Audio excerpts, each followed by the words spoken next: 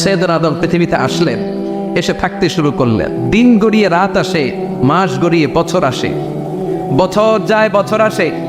ঠিক 940 বছর পর মালাকুল মাউত আদম আলাইহিস সালামের কাছে আসলেন। বললেন, আনা মালাকুল মাউত উকিলা বিকুম, আপনাদের জন্য আল্লাহ আমাকে বানিয়েছে রূহ কবজ করতে। ও আদম, আবুল বাশার, পৃথিবীর প্রথম মানব, প্রথম নবী, আপনার সময় শেষ, রেডি হন। কি হন? খেলা শুরু হয়, এখনই রূহ কবজ করে নিয়ে যাব। সৈয়দনা আদম বলে, এখন আসছো কেন? আমার আরো 60 বছর বাকি আছে।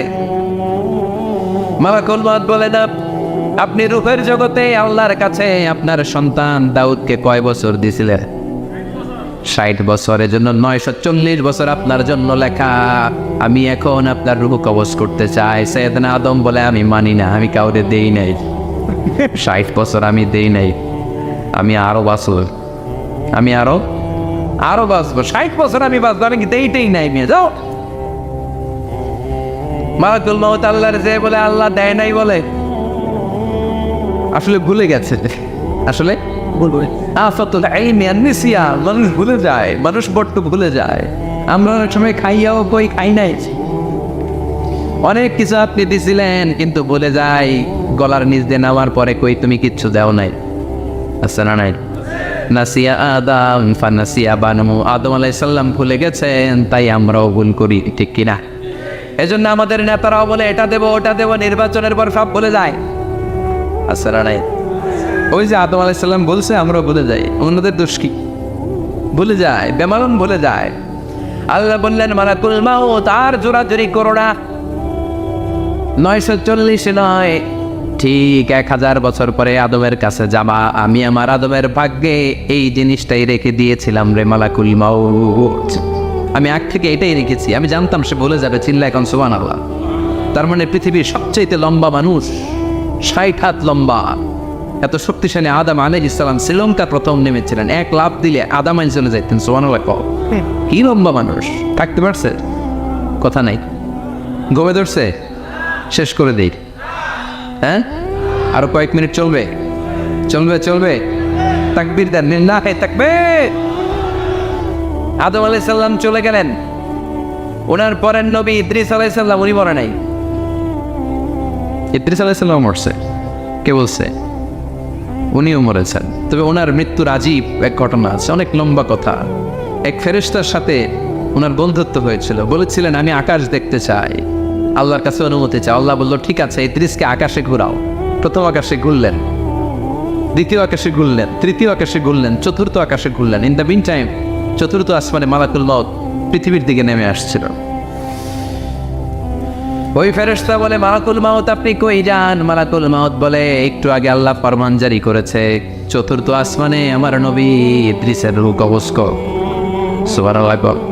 আমি বললাম, আল্লাহ আপনার পাঠানো নবী সৈয়দনা ইদ্রিস থাকে দুনিয়ায়, চতুর্থ আসমানে পাবো কই? আল্লাহ কয়, কথা নাই, দৌড় দে। আমি দৌড় দিলাম, এসে দেখি ইদ্রিস আলাইহিস সালাম এখানে রেডি। সুবহানাল্লাহ। ওয়া রাফা'নাহু মাকানান আলিয়্যা। ইদ্রিস আলাইহিস সালামের রূহ কবজ দুনিয়ায় হয় নাই, চতুর্থ আকাশের মধ্যে হয়েছে। একটু চিৎকার করে পড়বেন সুবহানাল্লাহ। এরপরে সুলাইমান আলাইহিস সালাম, উনি তো মরে নাই। মরছে? উনি জিন চালাইতো, উনিও মরবে। শক্তিশালী একজন নবী ছিল। উনি মালাকুল মাউতকে বলেছিলেন, মালাকুল মাউত আমার মৃত্যুর সুয়াইয়া, সামান্য কিছু আগে আমারে বইল, আমার একটা কাজ আছে। মালাকুল মাউত মৃত্যুর কিছু সময় আগে এসে বলল, সুলাইমান টাইম ইজ আপ, সময় শেষ, অল্প কিছু সময় বাকি, কি করবেন করেন।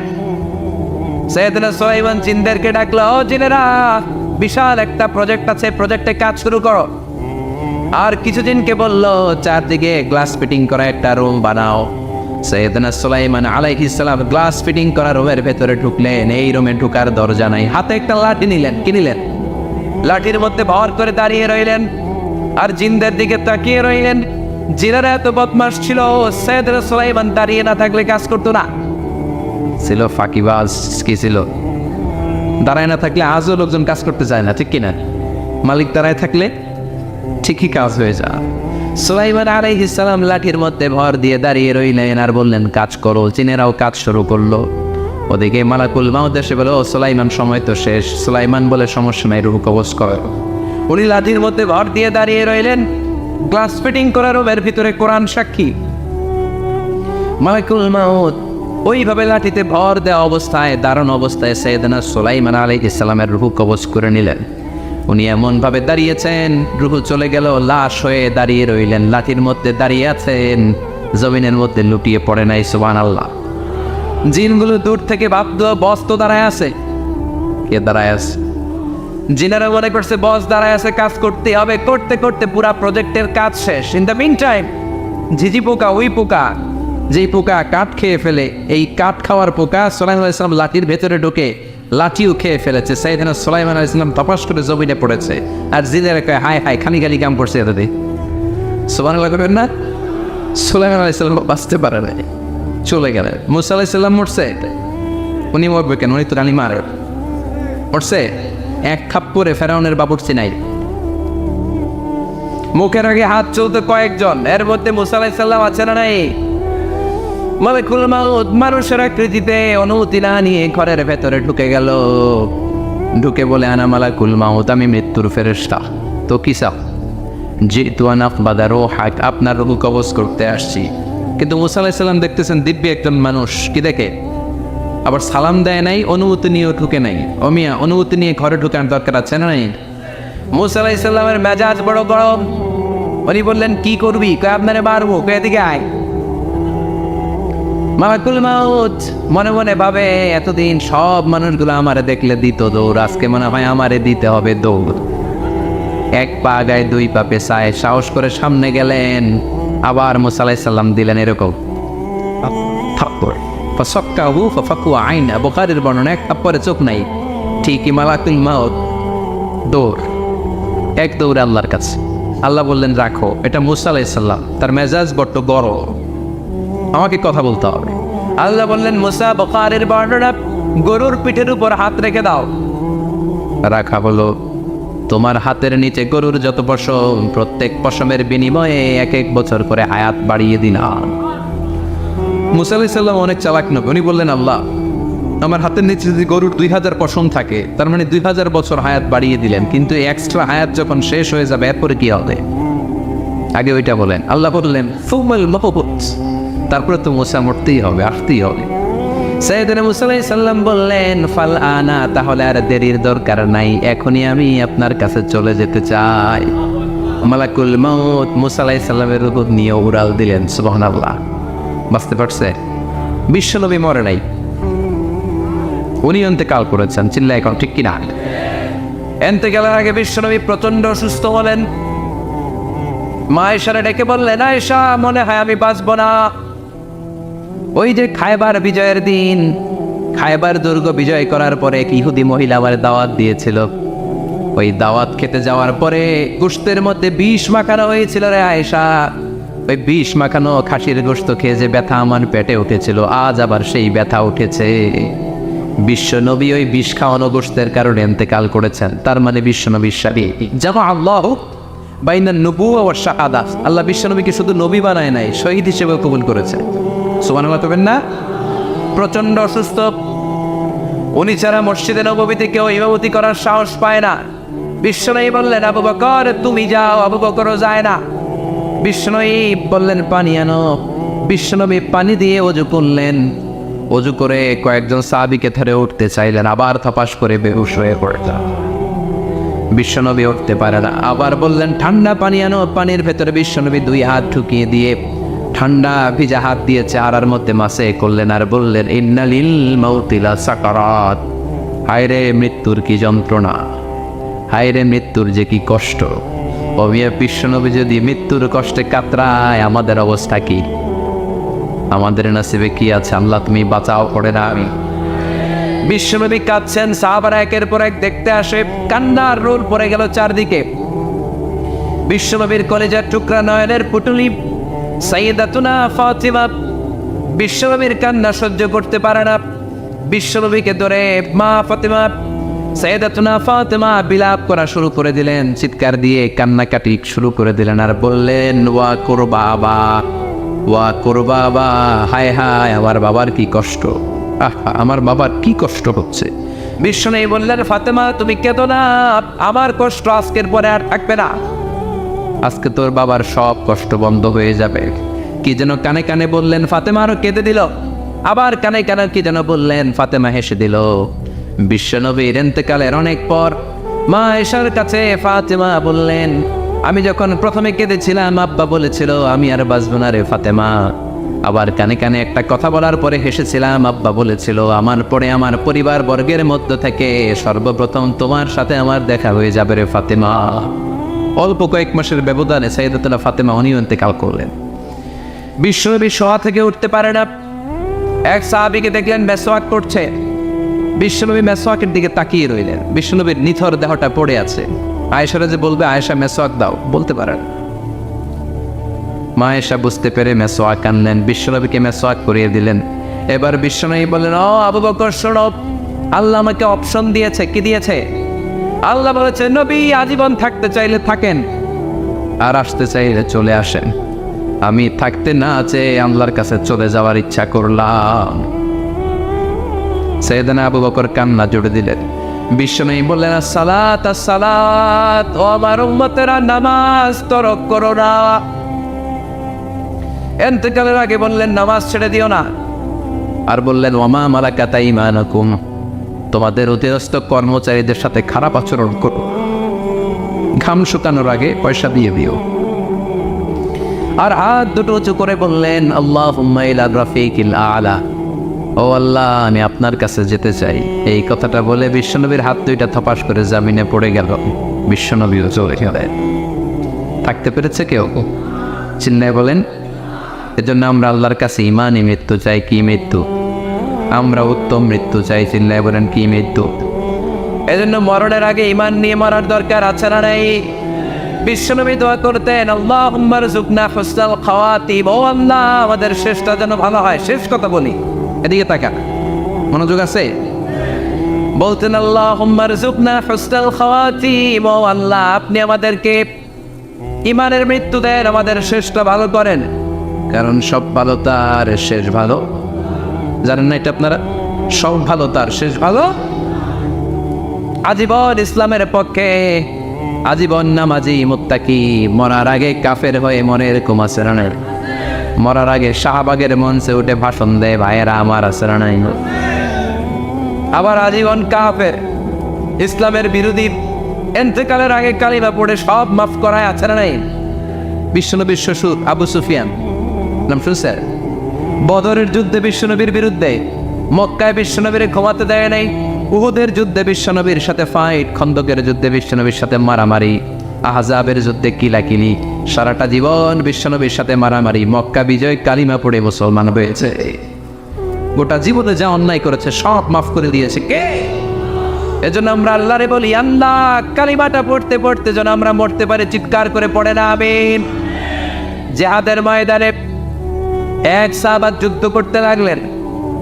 বুখারীর বর্ণনা, যুদ্ধ করতে করতে কাফেরদেরকে মারতে মারতে, হাদিসের ভাষ্য, লা ফাজা ওয়ালা শাযা ইল্লা ইয়াতরিবুহা বিসাইফি, তার সামনে যত কাফের আসে সে কচুকাটা করে। অন্য সাহাবীরা খুশি হয়ে যায়। অন্য সাহাবীরা বলে আজকের সব সওয়াব এই সাহাবী পেয়ে যাবে। কিন্তু বিশ্বনবী হঠাৎ করে একটা কথা বললেন, ওই কথা শুনে সাহাবীরা অবাক। বিশ্বনবী বললেন, হুয়া ফিন্নার, ও জাহান্নামে যাবে। কই যাবে? জিহাদের ময়দানে এক মুজাহিদ সাহাবী কাফিরদেরকে মেরে শেষ, কিন্তু বিশ্বনবী বললেন কই যাবে? কথা কয় না। এক সাহাবী কয়, ঘটনা কি? এত বড় মুজাহিদ ফি সাবিলিল্লাহ কেন জাহান্নামে যাবে? আমি লুকিয়ে লুকিয়ে দেখি। লুকিয়ে লুকিয়ে ওই সাহাবী দেখে, মুজাহিদ সাহাবী যুদ্ধ করতে করতে কাফিরদের বিশাল একটা ঘাটির ভেতরে ঢুকে গেল। মারতে মারতে মারতে মারতে হঠাৎ এক কাফেরের আঘাতে এই মুজাহিদ সাহাবীর ডান হাতটা কাটা পড়ে গেল। এবার ডান হাত দিয়ে ফিনকি দিয়ে রক্ত বের হতে শুরু করলো। মুজাহিদ সাহাবী আর যন্ত্রণা সহ্য করতে পারে না। যন্ত্রণা সহ্য করতে না পেরে কাতরাতে কাতরাতে নিজের হাতের ছুরিটাকে জমিনের মধ্যে গেড়ে দিয়ে ছুরির উপরে ঝাঁপিয়ে পড়ল। পেটের এই দিক দিয়ে ঢুকে ওপার দিয়ে বের হয়ে গেল, এফার ওপার হয়ে গেল। মানে আত্মহত্যা করলো, ঠিক কিনা? জাহান্নামী নাই? কথা কর। লুকিয়ে লুকিয়ে যে সাহাবা দেখেছে চিৎকার দিয়ে বিশ্বনবীর কাছে যেয়ে বলে, আশহাদু আন্নাকা রাসূলুল্লাহ, ও নবী, আপনি যে আসল নবী কোনো সন্দেহ নাই, আমি লুকিয়ে লুকিয়ে দেখেছি ওই মুজাহিদ সাহাবা বেঁচে নাই, সে কাফের আঘাতে শহীদ হয় নাই, নিজের পেটে নিজে ছুরি ঢুকিয়ে আত্মহত্যা করেছে। আজীবন বিশ্বনবীর সাথী, মরার আগে জাহান্নামী। আমরা কেউ জানি না আমাদের শেষটা কেমন হবে, এজন্য আমাদের শেষটা ভালো হোক, ভেরি সেন্সিটিভ ইস্যু। আমাদের শেষটা ইমানের হোক। এখন যেমনি মাথা ঠিক আছে, বুদ্ধিমত্তার সাথে শাহাদাত বাক্যের উপর যেন আমরা মরতে পারি, আমরা পড়ি আমিন। চিল্লায় পড়ে না হবে। কি করে বুঝবেন মৃত্যুটা ভালো হলো? এক নম্বর আলামত আন-নুতকু বিশ-শাহাদা, মরার আগে আওয়াজ করে জিকির করে কেউ যদি পড়তে পারে লা ইলাহা ইল্লাল্লাহু মুহাম্মাদুর রাসূলুল্লাহ সাল্লাল্লাহু, এটা হচ্ছে আলামাতু হুসনিল খাতিমা। আপনার মৃত্যুটা যে ভালো মৃত্যু হয়েছে এটার আলামত। কি মৃত্যু? সবাই বলেন ভালো মৃত্যু আমরা চাই কি চাই না? ভালো মৃত্যুর এক নম্বর আলামত কালিমা পড়ে যদি মরতে পারে। বিশ্বনবী বলেন মান কানা আখিরু কালামিহি লা ইলাহা ইল্লাল্লাহ, যে ব্যক্তির সর্বশেষ কথাটা হবে, বাক্যটা হবে লা ইলাহা ইল্লাল্লাহ, দাখালাল জান্নাহ, সে জান্নাতি হয়ে যাবে। সুবহানাল্লাহ পড়ে।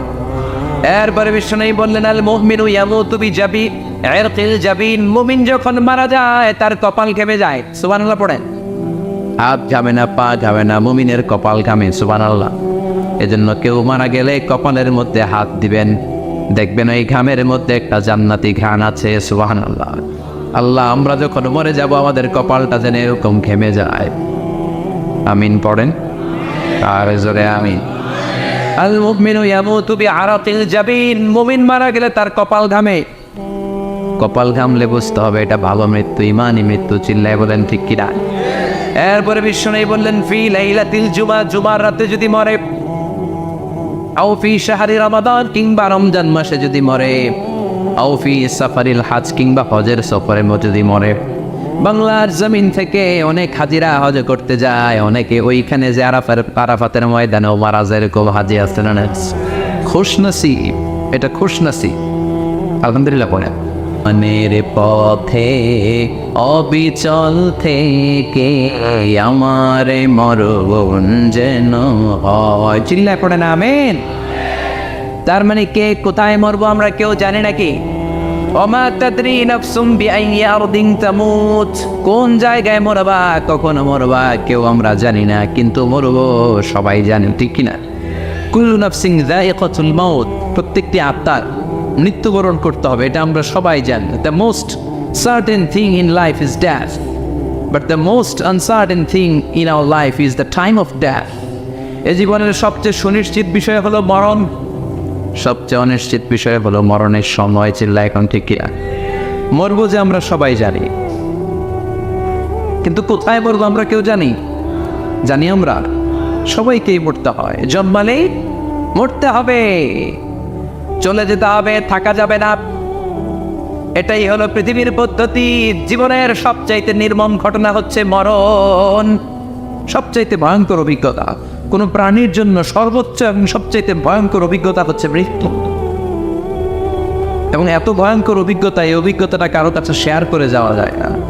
মরার সময় কেউ বলে যেতে পারছিল আমার মরতে এমন লাগছে, কইতে পারছে? কেমন লাগছে বলতে পারে? বলা যায় না। তার আগেই চলে যেতে হয় শৈশব, কৈশোর, যৌবন, বার্ধক্য, প্রৌঢ়ত্ব, বয়সের ছাপ, কালো চুল দাড়ি সাদা হয়ে যাওয়া, দাড়ি চুলের শুভ্রতা, দুর্বলতা। This is the circle of life. ছোট্ট ছিলাম, বড় হলাম, সিঙ্গেল ছিলাম, ডবল হলাম, তারপরে বাবা হলাম, তারপরে শ্বশুর হলাম, তারপরে নানা হলাম, তারপরে চলে যেতে হবে। This is the circle of life. চিল্লায় বলেন ঠিক কিনা? এই যে মুরব্বীরা, দাড়ি পাকা মুরব্বী যারা আছে, আপনারা কি মনে করছেন মায়ের পেট থেকে মুরব্বী হয়ে বেরিয়েছিল? কিরকম বের হয়েছিল? তারাও ওয়া ওয়া করেছে, এরাও ফিডার খাইতো, এই চাচারা খায় নাই? এরাও ফিডার খেত, এরাও মায়ের বুকের দুধ খেত, এরাও ছোট্ট বাচ্চাদের মতো গরমকালে পানির মধ্যে ডুবাইতো। স্কুল ফাঁকি দিয়ে বাচ্চারা ডুবায়, আসে না নাই? উখিয়াতে এরকম নাই? ছোট্ট বাচ্চা ছিল, বড় হলো, বার্ধক্যে উপনীত হলো। This is the circle of life, চলে যেতে হবে। বিশ্বনবী বললেন, আমার উম্মতি মা বাইনা সিত্তিনা ইলা সাবঈন, আমার উম্মতের গড় বয়স হলো 60 থেকে 70। এই উম্মতের গড় বয়স কত? 60 থেকে 70। ওয়া আকাল্লুহুম মাইয়াজুজু যালিক, অল্প কিছু মানুষ আছে যারা 70-এর বেশি হায়াত পায়। এখানে 70-এর বেশি আছেন কারা? হাত তোলেন দেখি তো। কয়জন? একজন, দুইজন, তিনজন। মাশাআল্লাহ, আল্লাহ আরো হায়াত দেয়। আল্লাহ এদেরকে আরো হায়াত দারাজ করুক। চিল্লায় বলেন আমিন। তার মানে আমার উম্মতি মা বাইনা সিত্তিন ইলা সাবঈন, বিশ্বনবী বললেন এই উম্মতের গড় বয়স 60 থেকে 70, আর 70-এর বেশি হায়াত পাবে। ওয়া আকাল্লুকুম মাইয়াজুজু যালিক, 70-এর বেশি পাবে হাতে গোনা, গুনে বের করে ফেলা যায় 1 জন 2 জন 3 জন, বাকি সব 60-এর আগে নাই। ঠুস শিল্লা। এখন ঠিক কি না? বাংলাদেশের গড় হায়াত কত মানুষের? 60। বিশ্বনবীর কথার সাথে মিলে গেছে। চিল্লায় পড়েন সুবহানাল্লাহ। এই জন্য বিশ্বনবী বলেন, এই যে মুরব্বীদের দাড়ি পাকে, এই যে রাস্তায় অ্যাক্সিডেন্ট হয়, এই যে ক্যান্সারে আক্রান্ত হয়ে লোকজন মারা যায়, তার উপরেও কি টনক নড়ে না? এরপরেও কি বিবেকে ধরে না যে তোমাকে চলে যেতে হবে? আকসিরু যিকরা হাযিবিল লাযযাত, জীবনের সব স্বাদকে পানসা করে দেয় ওই মরণকে স্মরণ করো। মরণকে স্মরণ করলে জাহান্নাম বরণ করা লাগে না। চিল্লায় বলেন ঠিক কিনা? আবার আল্লাহ বললেন, গোলাম, স্পেশাল একজন ফেরেশতা আমি মরণের জন্য সিলেক্ট করলাম, নাম মালাকুল মাউত। তাকে আমরা আজরাইল বলে চিনি। এই মালাকুল মাউত তার বাহিনী নিয়ে নির্ধারিত টাইমে গোটা বিশ্বের সব মানুষের রূহ কবজ করে। অন টাইম নাকি দেরি করে? মালাকুল মাউত আগেও আসে না, পরেও আসে না। সুবহানাল্লাহ পড়ে। সাইয়েদনা সুলাইমান আলাইহিস সালাম জামানাতে ওনার এক ওয়াজির ছিল, মন্ত্রী। ওই মন্ত্রীকে নিয়ে উনি বৈঠক করতেন। ওনার সময় উনি মালাকুল মাউতের সাথে বৈঠক করতেন। শুনতেছেন? আপনাদের মনোযোগ আছে তো? উনি বৈঠকে বসেছেন, মালাকুল মাউতও বসা, ওয়াজিরও বসা। হঠাৎ মালাকুল মাউত ওয়াজিরের দিকে বড় বড় চোখ করে তাকাচ্ছে। বড় বড় চোখ করে তাকানোতে ওয়াজির ভয় পেয়েছে। হঠাৎ মালাকুল মাউত চলে গেল। ওয়াজির বলে, ও সুলাইমান আলাইহিস সালাম, এই যে লোকটা বড় বড় চোখ করে আমার দিকে তাকালো, এটা কে? সাইয়েদনা সুলাইমান বলে, হাদা মালাকুল মাউত। যে বর্ণনাটা বলছে এটা হাদিস না, এটা হচ্ছে ইসরাইলিয়া, জিউস ট্রেডিশন। কোরআন হাদিসের সাথে কোনো দ্বন্দ্ব নাই, তাই বর্ণনা করা যাবে। বিষ্ণু বলেছেন, বাল্লিগু আন্নি ওয়ালাউ আয়া। আবার বলেছেন, ওয়া হাদ্দিসু আন বনি ইসরাঈল ওয়ালা হারাজ। বনি ইসরাইলের ট্রেডিশন বর্ণনা করো, জিউস ট্রেডিশন বর্ণনা করো, এতে কোনো সমস্যা নাই। ওয়াজির বলে, ও সাইয়েদনা সুলাইমান, বড় বড় চোখ করে যে তাকালো লোকটাকে? সাইয়েদনা সুলাইমান বলে, হাদা মালাকুল মাউত, এটা মৃত্যুর ফেরেশতা। ওয়াজিরের কলিজায় পানি নেই। এটা কি ফেরেশতা? শুনে তো পিলে চমকে গিয়েছে। কয় কি? মালাকুল মাউত তো আমার চিনা বলেছে, বাড়ি চিনে ফেলছে আমার খবর আছে। সাইয়েদনা সুলাইমান আলাইহিস সালাম জিনদেরকে দিয়ে কাজ করাতেন, মেঘমালাকে দিয়ে কাজ করাতেন, বিশাল সিংহাসন নিয়ে পৃথিবীর প্রাচ্য থেকে পাশ্চাত্যে ঘুরে বেড়াতেন। সাইয়েদনা সুলাইমানকে ওয়াজির বলে, ও সুলাইমান, মেঘমালাকে আদেশ করে দেন, আমি আর এই ফিলিস্তিনের ভূখণ্ডে থাকতে চাই না। আকাশের মেঘমালার উপরে আমারে বসিয়ে দেন, আর বলে দেন আমারে নিয়ে যেন আকাশের মেঘমালা হিন্দুস্তানের ওই দূর পর্বতে রেখে আসে। আচ্ছা, আল হিন্দ, হিন্দের সবচেয়ে দূরবর্তী জায়গায় যেন আমার রেখে আসে। সাইয়েদনা সুলাইমান বললেন, আকাশের মেঘ যাও, আমার ওয়াজিরকে নিয়ে হিন্দুস্তানের একটা উপদ্বীপে রেখে আসো। রেখে আসা হলো। কিছুক্ষণ পর মালাকুল মাউত সাইয়েদনা সুলাইমানের কাছে হাজির। সাইয়েদনা সুলাইমান বললেন, ও মালাকুল মাউত, কই ছিলা? একটু আগে হিন্দুস্তান থেকে আপনার ওয়াজিরের রূহ কবজ করে আসছি। সুবহানাল্লাহ পড়েন। এটা আবার কেমন কথা, তুমি ওইখানে গেলা কেন? কয়, রব্বুল আলামিন কিছুক্ষণ আগে আমার কাছে পয়গাম পাঠিয়েছে, যাও সাইয়েদনা সুলাইমানের ওয়াজিরের রূহটা কবজ করো। কবজ করার জায়গা হলো হিন্দুস্তানের উপদ্বীপ। কোন জায়গায়? মালাকুল মাউত এসে দেখে সুলাইমান নবীর সাথে মিটিং করে। ওয়াজির কার সাথে মিটিং করে? সুলাইমান নবীর সাথে। কিন্তু ফরমানে লেখা রূহ কবজ করতে হবে কোথায়? হিন্দুস্তানে। সুবহানাল্লাহ করবেন না? এই জন্য বড় বড় চোখ করে আমি তাকিয়েছি, আর মনে মনে ভাবলাম টাইম তো নাই, কারণ মৃত্যু তো অন টাইমে হতে হয়, এখনই ওর রঘু কবজ করতে হবে। কেমন করে ওইখানে যাবে আমি জানি না, আমি আগে চলে যাই। মালাকুল মউত চলে গেল, যে দেখে ওই জায়গায় ওয়াজির হাজির, সাথে সাথে রঘু কবজ করে আল্লাহর কাছে চলে গিয়েছে। পড়েন সুবহানাল্লাহ। এই জন্য আল্লাহ বললেন, মালাকুল মউত আমি নির্ধারণ করে দিয়েছি, পৃথিবীর প্রতিটি মানুষ মালাকুল মউতকে দেখবে, চাক্ষুষ দেখবে, ভালো হলেও দেখবে, খারাপ হলেও দেখবে। কার কথা?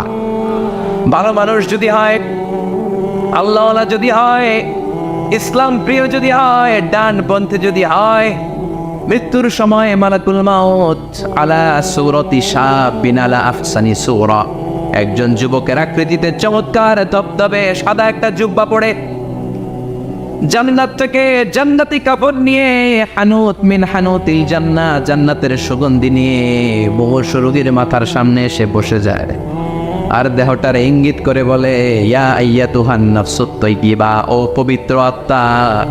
আরেক বর্ণনায় এসেছে, ইয়া আইয়াতুহান নাফসুল মুতমাইন্না, ও প্রশান্ত আত্মা, উখরুজি ইলা মাগফিরাতিম মিনাল্লাহ, আল্লাহর ক্ষমার দিকে বের হয়ে আসো।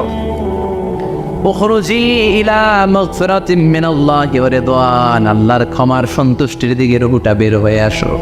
স্মুথলি বলার সাথে সাথে মুমিনের দেহ থেকে রুহুটা বের হয়ে আজরাইলের হাতে চলে যায়। স্মুথলি বলার সাথে সাথে স্বাচ্ছন্দ্যে আনন্দে মুমিনের দেহ থেকে রুহুটা সা করে বের হয়ে মালাকুল মউতের হাতে এসে পড়ে। পড়েন সুবহানাল্লাহ। আল্লাহ এমন মৃত্যু তুমি আমাদের নসিবে রেখে দিও, চিৎকার করে পড়েন আমিন। আর যারা ইসলাম মানে নাই, আর যারা কোরআন মানে নাই, আর যারা দিন কায়েমের আন্দোলন করে নাই, দিনকে ভালোবাসে নাই, বাম আর রামপন্থী ছিল, নাস্তিক ছিল, ইসলাম বিরোধী ছিল, তাদের কাছেও মালাকুল মউত আসে কি আসে না? চিল্লায় বলে না, আসে কি আসে না? তাদের কাছেও আসে, কিন্তু আলা সূরাতি আকবাহি রাজুল, একজনের চেহারা যত ভয়ঙ্কর হতে পারে, যত নিকৃষ্ট হতে পারে, এরকম ভয়ঙ্করতম নিকৃষ্ট দুর্গন্ধওয়ালা একটা চেহারা নিয়ে আসে। রিজলাহু ফিল আরদ, পা থাকে জমিনে, রাসুহু ফিস সামা, হাদিসের বর্ণনা, পা দুইটা জমিনে, মাথা আকাশে। এসে ধমক দিয়ে জালিমের মাথার সামনে এসে বলে, ইয়া আইয়াতুহান নাফসুল খাবিসা, হে পাপাত্তা, হে অপবিত্র আত্মা, উখরুজি ইলা সাখাতিল্লাহি ওয়া গাদাবিহি, আল্লাহর রাগের দিকে, আল্লাহর অসন্তুষ্টির দিকে বের হয়ে আয়। মালাকুল মউতের এই অর্ডার পাওয়ার সাথে সাথে রুহুটা কিন্তু বের হয় না। মুমিনের রুহুকে ডাক দিলে যেমনি স্মুথলি বের হয়, কাফিরের রুহু এভাবে বের হয় নাই। কথা বলেন, রুহুটা ডানে যায়, ফাতাতাফাররা, একবার রুহুটা ডানে যায়, আবার রুহুটা বায়ে যায়, আবার সামনে যায়, পায়ে যায়, হাতের মধ্যে ঢুকে ডানে বায়ে যায়।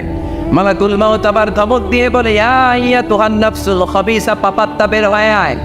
রুহুটা আবার ডানে যায়, বায়ে যায়, সামনে যায়, পেছনে যায়। এবার খপাস করে মালাকুল মউত রুহুকে ধরে টান ধরে, সারা দেহটা থেকে প্রাণ রস সিক্ত করতে করতে দেহ থেকে রুহুটাকে টেনে হিচড়ে বের করে আনে। আর মুমূর্ষু রোগীটা চিৎকার মারতে থাকে। পড়েন না আউযু বিল্লাহ। একটা জীবন্ত ছাগল, একটা জীবন্ত ছাগলের চামড়াগুলো জবাই না দিয়ে কেউ যদি টেনে টেনে বের করে, ছাগল জবাই হয় নাই, কিন্তু চামড়া এক পাশ থেকে টেনে টেনে টেনে হিচড়ে আপনি গা থেকে বের করলে যত কষ্ট হয়, এর চেয়েও বেশি কষ্ট দিয়ে মালাকুল মউত বামপন্থী আর কাফিরদের রুহুটা দেহ থেকে বের করে আনে। পড়েন না আউযু বিল্লাহ।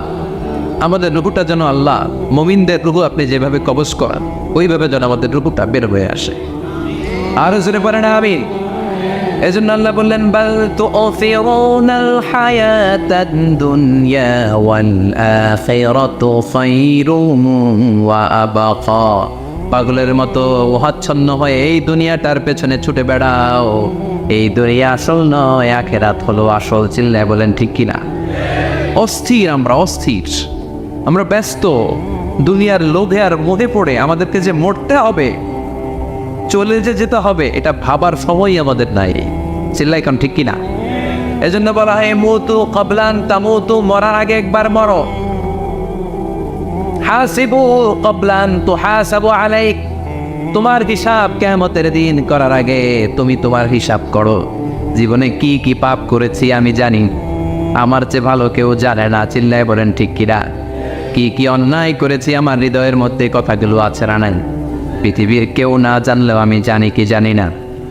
পৃথিবী না জানুক আমি তো জানি আমি কি পাপ করেছি হায়। পৃথিবী না জানুক আমি তো জানি আমি কি পাপ করেছি হায়। আমার পাপের করলে বিচার বাঁচার উপায় নাই আমার। দয়াময় প্রভু মাফ করো আমায়, মাফ করো আমায়। পড়ে না আমি আর জোরে আমিন। এজন্য হাসিবু ক্বাবলা আন তুহাসাবু আলাইক, তোমার হিসাব বসার আগে নিজে হিসাব করো কি কি করলা। আসল মরণের দিন শটান হয়ে তো শুয়ে পড়ো ভাই, মরার আগে আরেকবার মরো। মরার আগে আরেকবার কি করবেন কথা বলেন? মরার আগে কি করতে হবে? হঠাৎ একদিন বিছানায় শটান হয়ে শুয়ে যান, চক্ষুটা বন্ধ করেন, ভাবেন মরে গিয়েছেন। এই তোমার কুলমাউত চলে এসে রুহুটা নিয়ে গেল। আত্মীয় স্বজন চিৎকার চেঁচামেচি শুরু করে দিল, কান্নার রোল পড়ে গেল চারদিকে। মাইকের মধ্য দিয়ে, মসজিদের মাইকে অ্যানাউন্স হয়, অমুক এলাকার নিবাসী অমুক ভাই আমাদের মধ্যে দুনিয়ায় নাই, তার জানাজা হবে আজকে এশার নামাজের পর। সবাই এসে রুহের মাগফিরাত করে, সবাই আপনারে দেখতে আসবে, কেঁদে কেঁদে লোকজন আপনারে কবর দিতে আসবে। চিল্লায় বলেন ঠিক কি না? কেঁদে কেঁদে সবাই আসবে, দেখার জন্য আসবে। ছেলেগুলো কাঁদবে, স্ত্রী কাঁদবে, বাবা মা কাঁদবে, বন্ধু বান্ধব কাঁদবে। আর ঘরের মধ্যে রাখা হবে না। এবার আপনাকে গোসল দেওয়ার পালা। চক্ষু বন্ধ করে চিন্তার দরকার আছে না নাই? কথা বলেন। হঠাৎ করে, হঠাৎ করে শুনবি একদিন আমার মৃত্যুর খবর। কেঁদে কেঁদে আসবে সবাই দিতে আমায় কবর, দিতে আমায় কবর। ঠিক কি না? একটু চোখটা বন্ধ করে ভাবেন, আপনাকে গোসল দেওয়া হবে, জামাগুলো খোলা হবে। এত টাকা দিয়ে যে দামি গোসলখানা টাইলস লাগিয়ে ঘরে বানালেন, আপনার শেষ গোসলটা কি ওই দামি গোসলখানায় হবে? লাশ যেখানে দোয়া হয় ওই জায়গায় দোয়া হবে। আপনাকে কাফন পরানো হবে। আপনার কলিজার টুকরা ছোট বাচ্চাটারে বলা হবে, আব্বু দেখে যাও তোমার বাবারে শেষবারের মতো দেখো। আপনার বাবা মা শেষবারের মতো একটা নজর দিয়ে আপনার চেহারাটা দেখে নিবে। বন্ধু বান্ধবরা শেষবারের মতো একবার আপনারা দেখে নিবে। জানাজার জায়গায় নেওয়া হবে। হবে না এই ঘটনাটা আমাদের? হ্যাঁ, হবে কি না?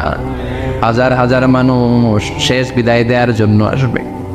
চারটা তাকবীর দিয়ে ইমাম নামাজ শুরু করবে। আল্লাহু আকবার, আল্লাহু আকবার, আল্লাহু আকবার, আল্লাহু আকবার বলে নামাজ শুরু করবে। নামাজ শেষ। এবার পালকিতে করে কবরে যাওয়ার পালা। যেতেই হবে, যেতেই হবে। পালকিতে করে লোকজন নিতে শুরু করবে।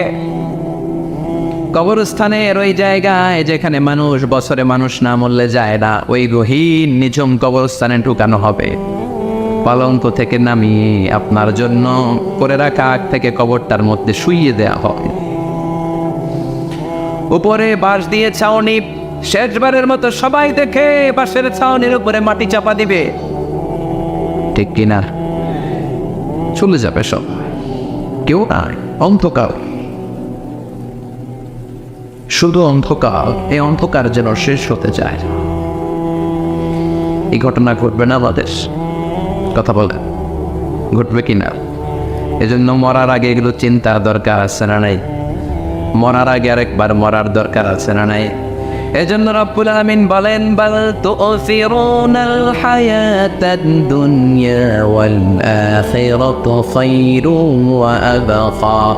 এই দুনিয়ার জীবনটাকে তোমরা আসল জীবন মনে করো, এটা আসল জীবন নয়। আসল জীবন হলো কবরের জীবন। চিল্লায় বলেন ঠিক কি না? আল্লাহ তোমার এই দুনিয়ায়,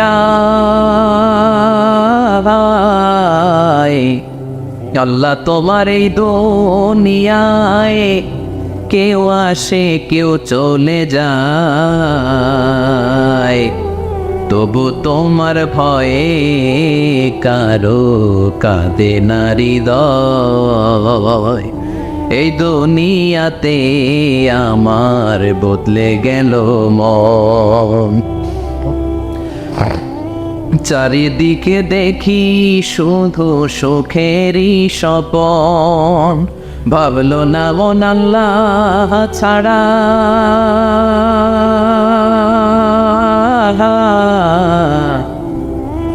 ভাবলো না মন আল্লাহ ছাড়া নেই কোনো উপায়, তবু তোমার ভয়ে কারো কাঁদে না হৃদয়। ঠিক কিনা? আসে আর চলে যায়।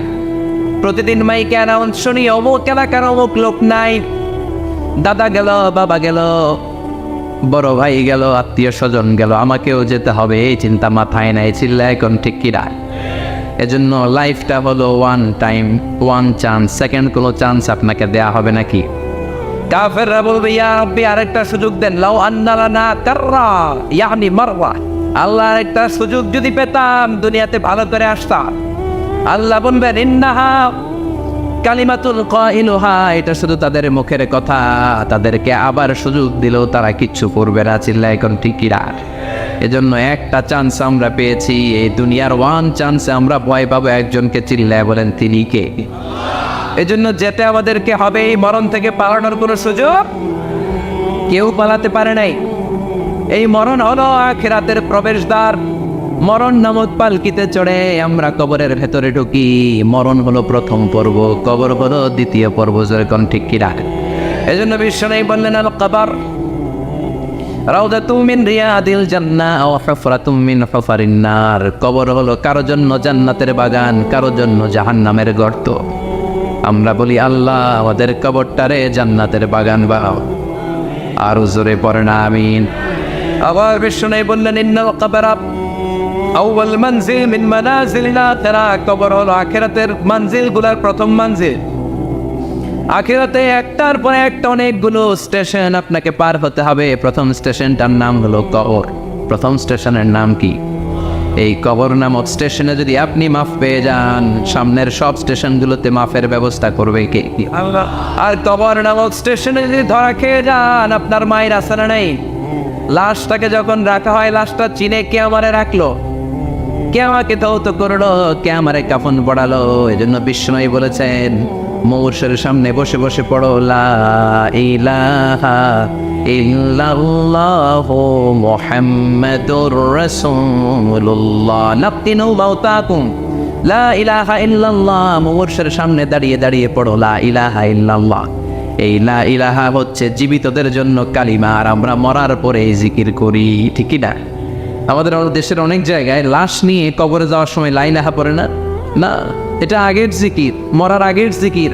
মরার আগে আপনাকে অ্যানাউন্সমেন্ট দিতে হবে, আল্লাহ ছাড়া কোনো ইলাহ নাই, বিশ্বনবী হচ্ছেন শেষ নবী এবং রসুল। চিল্লায় বলেন ঠিক কি না? লাশটাকে যখন রেখে দেয়া হয়, বিশ্বনবী যত মানুষকে কবরে রেখেছেন, তারপরে দাঁড়িয়েছেন আর বলেছেন, ইস্তাগফিরু লিআখিকুম, তোমার ভাইদের জন্য তোমরা দোয়া করো। ফাইন্নাহু আনা ইউসাল, এখনই তাকে কবরে সওয়াল করা হবে। কবরে প্রশ্ন আসছে না নাই? কথা বলেন। বিশ্বনবী খাদিজাতুল কুবরা, ওনার প্রথম স্ত্রী খাদিজাতুল কুবরা তাহেরাকে কবরের মধ্যে রেখে দিয়ে কাঁদতে শুরু করলেন। চোখের পানি ছেড়ে অনেক দোয়া করলেন। দোয়া শেষে সব সাহাবারা ঘরে ফিরে যায়, বিশ্বনবী যায় না। সাইয়েদনা আবু বকর বললেন, ও নবী চলেন ঘরে যাই। অনেক তো দোয়া করলেন। বিশ্বনবী বললেন, আবু বকর তুমি যাও, আমি যাব না। এইটা সাধারণ মহিলা না, এটা বিপদের দিনের সঙ্গিনী খাদিজা। মক্কায় যখন আমার কেউ ছিল না, খাদিজা আমারে ভুলে নাই। 3 বছর কাফিররা আমাকে জেলখানায় বন্দি রেখেছিলাম, শিয়াবে আবি তালেবের জেলখানা। আমার স্ত্রী ওই জেলখানার জীবনেও আমারে ছাড়ে নাই। আমার সাথে 3 বছর খাদিজাও জেল খেটেছে। একটাই মহিলা, যেই মহিলাকে আল্লাহ আরশের উপর থেকে সালাম দিয়েছে, মহিলাটার নাম খাদিজা। আল্লাহু আকবার। আমার সব সন্তান আল্লাহ খাদিজার পেট থেকে দিয়েছে। ফাতেমাতুজ জোহরা খাদিজার মেয়ে, জাইনাব খাদিজার মেয়ে, উম্মে কুলসুম খাদিজার মেয়ে, রুকাইয়া খাদিজার মেয়ে। আবুল কাসেম বিশ্বনবীর ছেলে, খাদিজার ছেলে। আব্দুল্লাহ, যাকে তাইয়িব এবং তাহের নামে আমরা চিনি, সেও খাদিজার ছেলে। সুবহানাল্লাহ। ও আবু বকর, আমার এই কলিজার টুকরা প্রিয়তমা খাদিজারে রেখে দিয়ে কেমনে বাসায় যায়? তুমি যাও, আমি দাঁড়িয়ে থাকবো। এখনই মুনকার নাকির এসে খাদিজারে প্রশ্ন করবে, আমি দেখব খাদিজা উত্তর দিতে পারে কিনা। আর প্রশ্নের উত্তর যদি ভুল করে ফেলে, কবরের উপর থেকে আমি নিজে প্রশ্নের উত্তর দিয়ে দেব। সাইয়েদনা জিবরাইল বললেন, নবী, আপনারা দাঁড়িয়ে থাকার দরকার নাই, আবু বকরের সাথে করে চলে যান। আল্লাহ জানিয়ে দিয়েছে, খাদিজার কবরের প্রশ্নে যদি কোনো সমস্যা হয়, আরশের উপর থেকে খাদিজার প্রশ্নের জবাব আল্লাহ নিজে দিয়ে দিবে। এজন্য কবরের আযাব থেকে বিশ্বনবী পানাহ চেয়েছেন। বিশ্বনবী বলেছেন, আল্লাহুম্মা ইন্না নাউযু বিকা মিন আযাবিল কবর। ও আল্লাহ, কবরের আযাব থেকে তুমি আমাদেরকে বাঁচাও। পড়ে না আমিন। কবরে মুমিনদেরকে 4টা প্রশ্ন করা হবে, কাফিরদেরকে 3টা প্রশ্ন। চিৎকার করে বলেন, মুমিনের প্রশ্ন কয়টা? আর জোরে বলেন। প্রথম প্রশ্ন, মার রব্বুক, তোর রবের নাম কি? আমরা কি বলবো? আল্লাহ আমারে রব, এই রবি আমার সব, দমে দমে তনু মনে তারি অনুভব। আল্লাহ আমারে রব, এই রবি আমার সব। পড়েন আমিন। দ্বিতীয় প্রশ্ন, আমার দিন, উত্তর দিনের নাম কি? ধর্মের নাম কি? তৃতীয় প্রশ্ন, মান হাযার রাজুল, এই লোকটাকে কে? আমরা বলবো মুহাম্মদ সাল্লাল্লাহু। 3টা প্রশ্নের উত্তর যখন আপনি কবরে করে দিতে পারবেন, অতিরিক্ত একটা প্রশ্ন, ওয়ামা ইলমুক, এই যে 3টা প্রশ্নের উত্তর পানলা, কেমন করে উত্তর জানলা? কোত্থেকে শিখেছ? নকল করে আনছো কাফনের কাপড়ে? পরীক্ষায় বলে নকল আছে না নেই? হাতে নকল আছে না? পায়ে নকল, মোজার ভিতরে নকল আছে না নাই? মোবাইলে নকল আছে না নাই? নকল থেকে আল্লাহ তুমি বাঁচাও। আরো আসতে তো না আমি। কিভাবে জানলা? কেমন করে 3টা প্রশ্নের উত্তর শিখলা? What is the source of your knowledge? তথ্যসূত্র কি? আপনাকে বলতে হবে, আমি যেই কিতাবটা থেকে শিখেছি, কিতাবটার নাম কি? চিল্লায় বলেন কিনা? এই কিতাবটা হলো কোরআন। আপনাকে বলতে হবে, কোরআন থেকে আমি শিখেছি, বিশ্বনবীর হাদিস থেকে আমি শিখেছি। 4টা প্রশ্নের উত্তর যখন পারবেন, ফেরেশতারা বলবে, আহলান সাহলান, খুশ আমদেদ, কংগ্রেচুলেশন, বাহ বাহ, তুমি তো চমৎকার পেরেছো। ফায়ুফসাহু লাহু কবরুহু 70 দিরাআন, মুমিন বান্দার কবরটা 70 হাত লম্বা করে দেয়া হবে। ইফতাহু লাহু বাবুন ইলাল জান্নাত, জান্নাতের দিকে তার কবর থেকে একটা দরজা বানিয়ে দেয়া হবে। জান্নাতের সুঘ্রাণ, ঠান্ডা বাতাস এসে তার কবরের ভিতরে ঢুকতে শুরু করবে।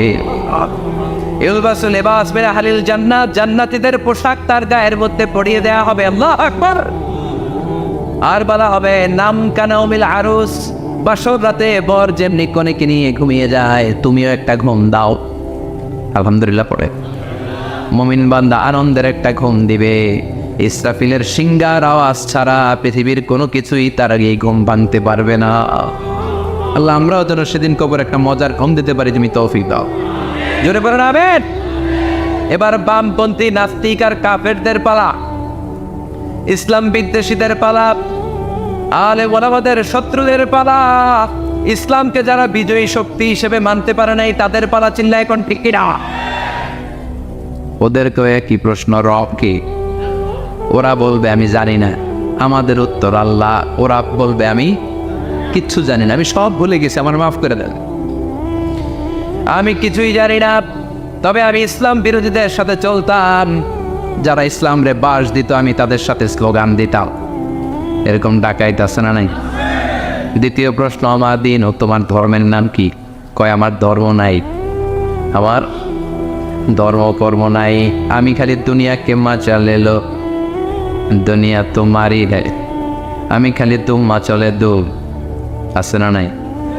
আমি শুধু মৌজ মাস্তিতে ব্যস্ত ছিলাম, আমার দুনিয়া নাই, দিন নাই, আখেরাত নাই, রবকে আমি জানি না, ধর্মকে জানি না। ইসলাম বিরোধী রাজনীতি আমি করতাম, মাও সেতুলের রাজনীতি, কার্ল মার্কসের রাজনীতি, বুশের রাজনীতি, ডোনাল্ড ট্রাম্পের রাজনীতি, বামপন্থীদের রাজনীতি। চিল্লায় কল ঠিক কিনা? কোনো ধর্ম নাই। এই লোকটাকে চিনো কিনা বলো। বিশ্বনবীর চেহারা দেখিয়ে বলা হবে এই লোকটাকে, কয় জানি না। এরে আমি মানতাম না, এর আমি গালি দিতাম। এরকম জাহান্নামের নরকীট আর পিতৃ পরিচয়হীন জাওদ সন্তান বাংলার দেশেও আছে না নাই? এই মহামানবটাকে গালি দিয়ে পৈশাচিক আনন্দ পায়। পত্রিকায় লিখে, ব্লগের মধ্যে লিখে, ইন্টারনেটে কার্টুন বানিয়ে বানিয়ে পৈশাচিক ফুর্তি করে। এগুলো জাহান্নামের কীট, এগুলো জারদ সন্তান, বাপ মায়ের ঠিক নাই। চিল্লা এখন ঠিক কিনা? আমার নবীরে যারা গালি দেয়, এগুলোর বাপ মায়ের ঠিক আছে? এগুলোর কোনো গোড়া আছে? এগুলোর কোনো শেকড় আছে? এগুলো আগাছা চিৎকার করে বলো ঠিক কিনা? বলবে আমি জানি না। ফেরেশতারা বলবে দাঁড়া, আমরা জানি। তোর সাথে কেমন আচরণ করতে হবে আমাদেরকে ট্রেনিং দিয়েছে কে? এবার শুরু হবে মাইর। কি শুরু হবে? কথা বলেন। মাইর। ফায়ুদরাবু বিমা তারিকা মিন হাদিদ, লোহার হ্যামার দিয়ে শুরু হবে মায়। এক একটা হ্যামারের বাড়িতে মাথাটা ফেটে চূর্ণ বিচূর্ণ হয়ে যাবে। দেহটা জমিনের ভেতরে 70 গজ ডুবে যাবে, দেবে যাবে। ওর চিৎকারে কবরস্থানটাও থারথার করে কাঁপবে। আবার জামিনকে বলা হবে ইলতাইবি, চাপা দে। জামিনে ঢুকে যাওয়ার পরে জামিনের পাশ থেকে একটা চাপা, মাটি চাপা, বাম দিক থেকে মাটি চাপা। 2 চাপায় ডান দিকের পাজর বায়ে চলে যাবে, বাম দিকের পাজর ডানে চলে আসবে। ওর চিৎকারে কবরস্থানটা থার থার করে কাঁপবে। আল্লাহ, এই ধরনের পরিস্থিতি থেকে তুমি আমাদেরকে বাঁচাও। আরো চিৎকার করে বলে না আমি। আজকের আলোচনার পরেও কি আমাদের টনক নড়বে না? আজকের এই কথাগুলোর পরেও কি মৃত্যু নিয়ে আমরা ভাববো না? আজকের আলোচনার পরেও কি আমার হিসাব শুরু হওয়ার আগে আমি একটু নিজের হিসাব কষে নিব না? আল্লাহ আমাদের সবাইকে কথাগুলো বুঝার, আমল করার তৌফিক দান করুক। আমরা পড়ি আমিন।